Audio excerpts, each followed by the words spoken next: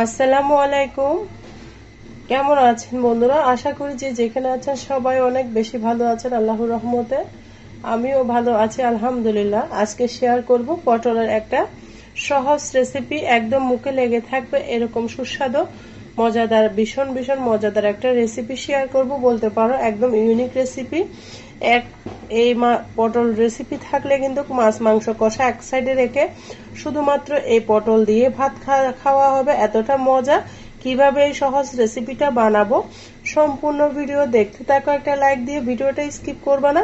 Skip করলে হয়তো ভিডিওর কোনো অংশ বাদ পড়ে যাবে, বুঝতেই পারবে না আমি কিভাবে এই মজাদার সহজ পটল রেসিপিটা বানিয়েছি। তাই অফ স্কিনে কিন্তু আমি পটলগুলোকে একদম সম্পূর্ণ খোসাটা ছাড়িয়ে এইভাবে স্লাইস করে নিয়েছি। তোমরা তোমাদের পছন্দ মতো স্লাইস করবা, আমি আমার পছন্দ মতো করেছি।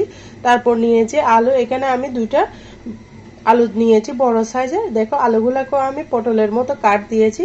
কাট যদি সুন্দর হয় দেখতে ভালো লাগবে, খেতেও ভালো লাগবে। আশা করি তোমাদেরও অনেক ভালো লাগবে। আর প্লিজ প্লিজ বন্ধুরা, আমার চ্যানেলে যদি নতুন বন্ধু হয়ে থাকো আমার চ্যানেলটিকে সাবস্ক্রাইব করে দেবার অনুরোধ রইল। আর পাশে থাকা বেল বাটনটি অন করে দাও যেন ভিডিও দেওয়ার সাথে সাথে নোটিফিকেশনটা পৌঁছে যায়। সবাইকে অসংখ্য ধন্যবাদ। আজকে এই পটল রেসিপিটা রান্না করব আমি চিংড়ি মাছ দিয়ে অনুষ্ঠান বাড়ির মতো করে এই সহজ রেসিপিটা শেয়ার করতেছি। আশা করি অনেক ভালো লাগবে। চিংড়ি মাছগুলোকে আমি সুন্দর করে কেটে নিয়েছি, ধুয়ে নিয়েছি সবকিছু উপকরণ। এই পর্যায়ে আমি রান্নার প্রসেসে চলে যাব, দেখতেই থাকো। দেখো বন্ধুরা, এখানে আমি একটা পাতিল বসিয়ে দিয়েছি, দিয়ে দিব রান্নার রেগুলার সয়াবিন তেল।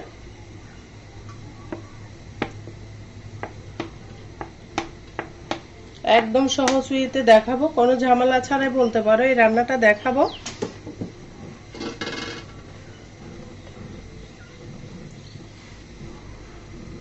এই পর্যায়ে দিয়ে দিব আমি আলুগুলা।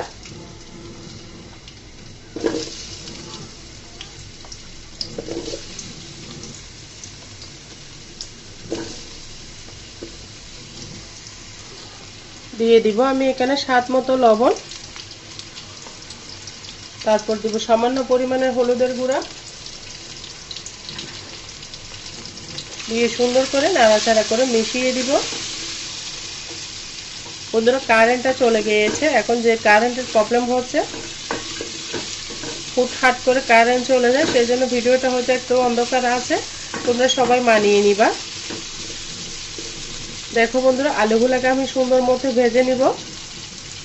ফিরে আসতেছি আলুগুলো ভাজার পরে।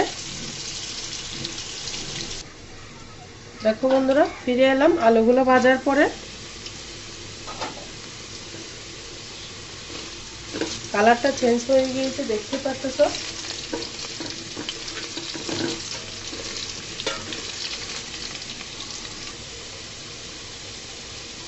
এই পর্যায়ে আলুগুলোকে আমি উঠিয়ে নিব। দেখো কালারটা একদম চেঞ্জ হয়ে গিয়েছে, ভাজা ভাজা করে দিয়েছি। আর বন্ধুরা, আমি ঢাকা দিয়ে ঢেকে দিয়েছি যেন আলুটা সিদ্ধ হয়ে যায়, সেজন্য। বন্ধুরা, ভিডিওটা স্কিপ করো না, স্কিপ করলে বুঝতে পারবে না কিভাবে আমি অনুষ্ঠান বাড়ির মতো করে এই আলুর পটলের রেসিপিটা বানিয়েছি। এখানে দিয়ে দিব আমি পটলগুলো।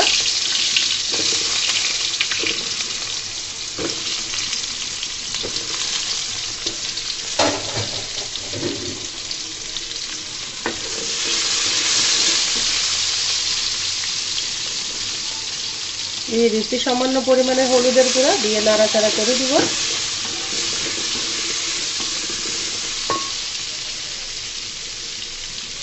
তারপর দিব স্বাদ মতো লবণ,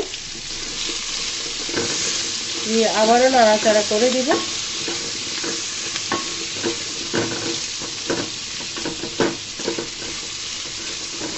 দিয়ে আমি ঢাকনা দিয়ে ঢেকে দিব। ফিরে আসতেছি ভাজার পরে। দেখো বন্ধুরা, আমার পটলটা কিন্তু ভাজা হয়ে গিয়েছে, একেবারে ভাজার পরে ফিরে এসেছি। কালারটা চেঞ্জ হয়ে গিয়েছে, দেখতে পাচ্ছ। পটলগুলোকে আমি উঠিয়ে নিব। চুলার আঁচটা কিন্তু আমি হাই ফ্লেমে রেখে ভেজেছি। যদি চুলার আগুনটা কমিয়ে দাও তাহলে কিন্তু তেলটা চুষে নিবে, ভাজা হবে না। এই পর্যায়ে দিয়ে দিব চিংড়ি মাছগুলো। সামান্য পরিমাণে হলুদ দিয়ে নাড়াচাড়া করে দিচ্ছি। অল্প একটু ভাজি করে নিব, বেশি ভাজবো না।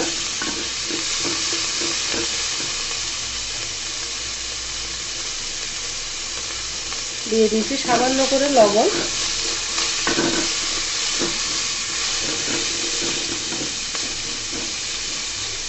চিংড়ি মাছ অতিরিক্ত ভাজি করলে কিন্তু রাবারের মতো শক্ত হয়ে যায়, সেই জন্য আমি চিংড়ি মাছগুলোকে উঠিয়ে নিচ্ছি।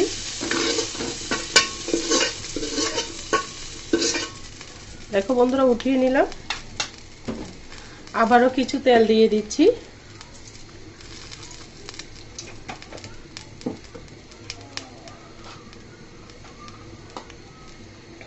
আমি এখানে রসুন কুচি দিয়ে আজকে রেসিপিটা বানাবো। দিয়ে দিচ্ছি আমি এখানে 4 কোয়া রসুন কুচি দিয়ে সুন্দর মতো একটু ফ্লেভার আসা পর্যন্ত ভেজে নিব। তারপর দিয়ে দিব বেশ কিছু পেঁয়াজ।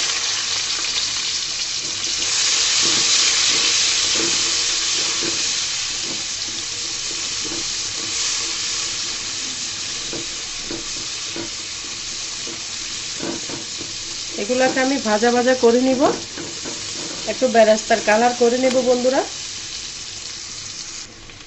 দেখো বন্ধুরা, পেঁয়াজটা যখন ভাজা ভাজা হয়ে যাবে, এখানে আমি কিছু ড্রাই মশলা নিয়ে নিয়েছি আমি এখানে মরিচের গুঁড়া, হলুদের গুঁড়া, ধনিয়া জিরার গুঁড়া, তারপর দিয়ে দিচ্ছি লবণ স্বাদ মতো, দিয়ে আমি সুন্দর মতো পানি দিয়ে গুলিয়ে নিলাম।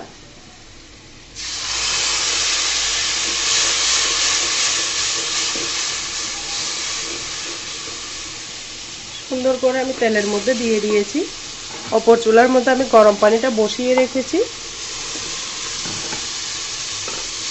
রান্নার মধ্যে গরম পানি দিলে রান্নার টেস্টটা কিন্তু দ্বিগুণ বেড়ে যায় বন্ধুরা। দিয়ে সুন্দর করে আমি কষিয়ে নিচ্ছি।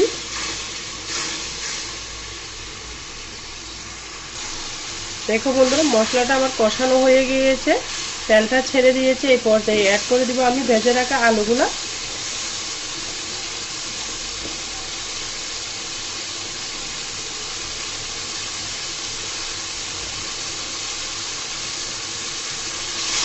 দিয়ে সুন্দর মতো নাড়াচাড়া করে দিব।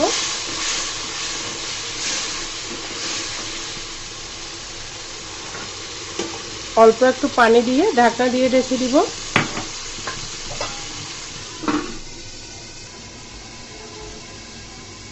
দেখো বন্ধুরা, আলুটা যখন 5 মিনিট আমি কষিয়ে নিব, 5 মিনিট হয়ে গিয়েছে। 5 মিনিট পরে ফিরে এলাম। দেখতে পারতেছো আলুটা যেহেতু একটু শক্ত, সেই জন্য অবশ্যই 5 মিনিট আগে আলুটাকে কষিয়ে নিবা।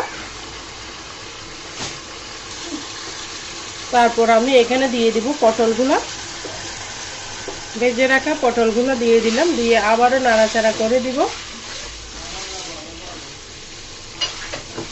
নাড়াচাড়া করে দেওয়ার পরে দিয়ে দিব এখানে আমি বেশ কিছু পাকা কাঁচা লঙ্কার ফালি, দিয়ে আবারও আমি ঢাকনা দিয়ে ঢেকে দিব। ফিরে আসতেছি 2-3 মিনিট পর। দেখো বন্ধুরা, সুন্দর মতো কষিয়ে নিয়েছি, তেলটা ছেড়ে দিয়েছে। এইভাবে রান্না করলে যে কোনো রেসিপি কিন্তু অনেক মজা হয়। অবশ্যই কষিয়ে রান্না করবা, তাহলে কিন্তু খেতে ভীষণ ভালো লাগে। দেখো কতটা তেল ছেড়েছে। এই পর্যায়ে আমি দিয়ে দিব গরম পানি। অবশ্যই রান্নার ক্ষেত্রে গরম পানিটা ব্যবহার করবে, তাহলে কিন্তু রান্নার টেস্টটা দ্বিগুণ বেড়ে যাবে। এই পর্যায়ে অ্যাড করে দিব আমি চিংড়ি মাছগুলো, দিয়ে আবারও নাড়াচাড়া করে দিচ্ছি। কতটা কালার সুন্দর এসেছে দেখতে পারতেছো। এক থালা বা শুধুমাত্র এটা দিয়ে খাওয়া হয়ে যাবে। আমি ঢাকনা দিয়ে ঢেকে দিচ্ছি। দেখো বন্ধুরা, ফিরে এলাম। একদম সিদ্ধ হওয়ার পরে আমার রেসিপিটা মোটামুটি রেডি হয়ে গিয়েছে। দেখতে পারতেছো আলুটা কিন্তু সিদ্ধ হয়ে গিয়েছে। এই পর্যায়ে আমি অ্যাড করে দিব এখানে ধনেপাতা। ধনেপাতাটা দিলে কিন্তু রান্নার টেস্টটা দ্বিগুণ বেড়ে যায়। পরিবেশন করে দেখিয়ে দিব কেমন হয়েছে চিংড়ি মাছ দিয়ে অনুষ্ঠান বাড়ির মতো আমার পটল রান্নার সহজ রেসিপিটা। আশা করি তোমাদের কাছে অনেক বেশি ভালো লেগেছে। ভালো লাগলে ভিডিওটা শেয়ার করে দেওয়ার অনুরোধ রইল। আর যারা ভিডিও দেখতে দেখতে এতটুকু এসে গিয়েছে, একটা লাইক দিতে ভুলে গেছো, প্লিজ বন্ধুরা একটা লাইক দিয়ে আমার সাথে থাকার অনুরোধ রইল। চুলার আগুনটা আমি বন্ধ করে দিলাম, পরিবেশন করে দেখিয়ে দিব। দেখো বন্ধুরা, অনুষ্ঠান বাড়ির মতো পটল রান্নার সহজ রেসিপিটা কেমন হয়েছে অবশ্যই আমাকে ছোট্ট একটা কমেন্টসে বলবা বন্ধুরা। দেখতে পারতেছো কতটা লোভনীয় হয়েছে এই সহজ রেসিপিটা। আশা করি তোমাদের কাছে অনেক বেশি ভালো লেগেছে। ভালো লাগলে লাইক কমেন্ট শেয়ার করতে ভুলবে না। আর আমার ভিডিওর মাঝে কথার মাঝে যদি কোনো ভুল ত্রুটি হয় সবাই ক্ষমার দৃষ্টিতে দেখো। সবাই ভালো থাকো, সুস্থ থাকো। আবার যে কোনো রেসিপি ভিডিও নিয়ে চলে আসবো। ততক্ষণ পর্যন্ত সবাই সবার খেয়াল রাখো। আল্লাহ হাফেজ। আসসালামু আলাইকুম ওয়া রাহমাতুল্লাহি ওয়া বারাকাতুহু।